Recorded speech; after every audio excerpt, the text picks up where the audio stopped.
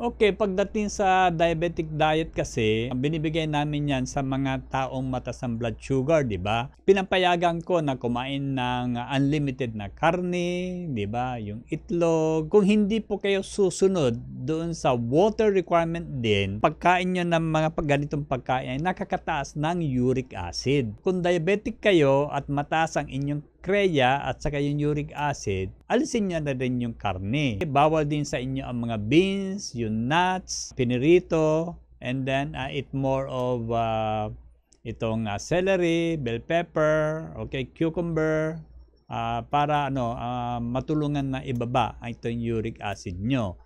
Ngayon, how much egg ang pwede nyong kainin? Sinasabi ko dun sa aking reseta din, hindi kayo lalampas ng 3 itlog sa isang araw.